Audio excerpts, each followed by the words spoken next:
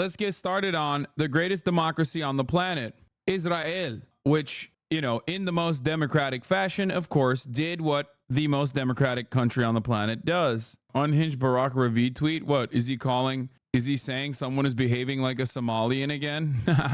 Opposition leader Yair Lapid. The confiscation of the equipment by AP, the world's largest news agency by Shlomo Karai's man, is an act of madness. This is not Al Jazeera. This is an American media outlet that has won 53 Pulitzer Prizes. This government behaves as if it has decided to make sure at all costs Israel will be swayed all over the world. They went crazy. Bro, Barack Ravid is so awesome. Barack Ravid is literally like the inside man. He's like the guy for Axios and on CNN all the time, breaking stories before anybody else. Okay. In between that, though, whenever you see him typing exclusively in Hebrew, it's either breaking stories or saying some of the most unhinged shit. Swayed is mistranslation for the word banned. Yeah. All I'm saying is in this situation, okay, all I'm saying is he'll just demonstrate like some awesome pure Israeli racism out of nowhere. And you're like, but what is happening here? Like, why are you looking at like a group of Israeli settlers doing what Israeli settlers do that pretty much no one else does, as a matter of fact, and going, well, that's typical black guy behavior. Wow, they're behaving like black people. Pulitzer Prize winner, Barack Ravid. It's awesome. It's pretty sick. It's got the same energy as reputable Israeli historian Benny Morris being like, well, you can't trust a Syrian. The elusive mind of a Syrian is not trustworthy. You know, they're doing their Arab tricks at the UN. It's like, bro, you're literally a scholar. What the are you saying? Insane. Those shifty Arabs and their unique ways of ruining discourse by talking about pesky things like human rights. Yes, I know Israel agreed to reverse the decision, okay? I know, but before we get to that, let's talk about what they did earlier and why they did it. Greatest democracy in the world, ladies and gentlemen. The most moral army in the world, the most moral country in the world. Nobody ever does it like Israel. If you ever say that that is not correct, I will come to your house and I will arrest you. I will do a citizen's arrest and I will black bag and tag and ship your ass out to a CIA facility and torture you until you decide that you were in the wrong. And Israel is the most moral country on the planet.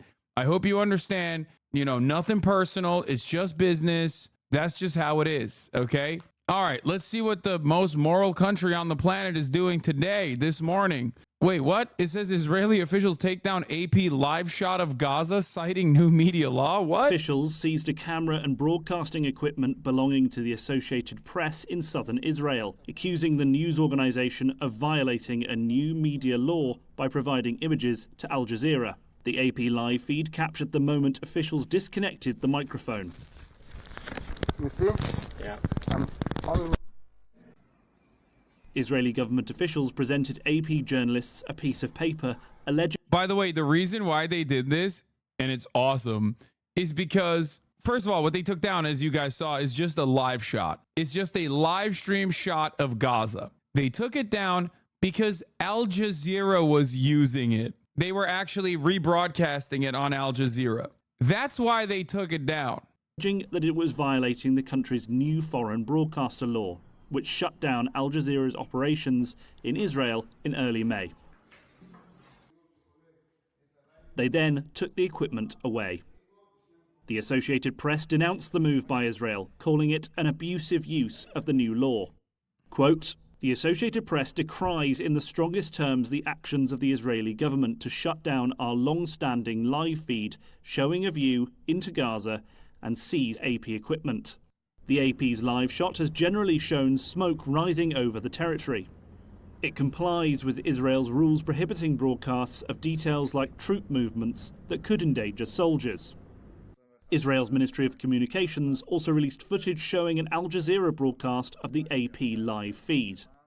Al Jazeera is among thousands of clients that receive live video feeds from the AP and other news organizations. Israel went back on their little oopsie-daisy decision and have decided, you know, AP can keep filming the Gaza Strip and show Al Jazeera can still use it. Very cool stuff overall, though. Much to consider here. Breaking. Israeli Minister of Communications Shlomo Karvi caves since the Ministry of Defense wishes to examine the matter of the broadcast from these locations in Sderot regarding the risk to our forces. I have now ordered to cancel the operation and return the equipment to the AP until a different decision is made by the Ministry of Defense. They're so moral, bro. They're so moral. They're so good. I love that. I love how moral they are. See, that's democracy, guys. Hey, you guys remember in 2021 when the Israeli forces, most moral forces of all time, blew up the Associated Press building in the Gaza Strip? Do you guys remember that? That was pretty fun. But they did that like in a moral way. So they were just being moral, morally abhorrent. I never said what part of the morality spectrum it falls on. Okay.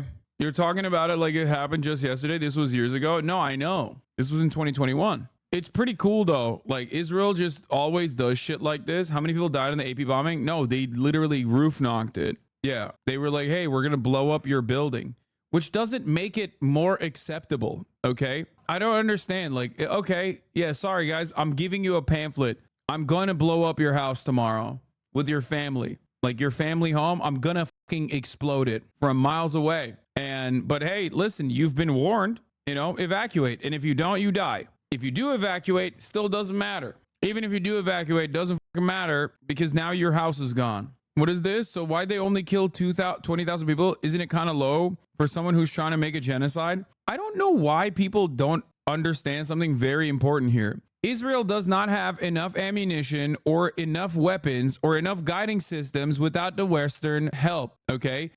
First of all, if they nuke Gaza, they end up hurting themselves as well, because the distance between the Gaza Strip and like major population areas within Israel is literally like almost walking distance. So you're a fucking dumbass for not understanding that. That's number one. Number two, Israel has to play this delicate, balanced dance on a tightrope while doing their ethnic cleansing operation, making life impossible for Palestinians, while also simultaneously getting unlimited fucking resources from the United States of America. Yeah, dude, if they crank up the fucking genocide dial to a certain degree, it seems like there is not that much appetite. 35,000 is the number that we have arrived at. None of which matters, by the way, because what matters is genocide is a very clear definition. From an international humanitarian rights perspective, you need genocidal intent, and you need to be able to show genocidal intent and trace it all the way from a leadership role down to the fucking regular soldiers, which Israel has given plenty of evidence for. So the notion that like, oh, they've only killed 20,000 people is ridiculous, dude.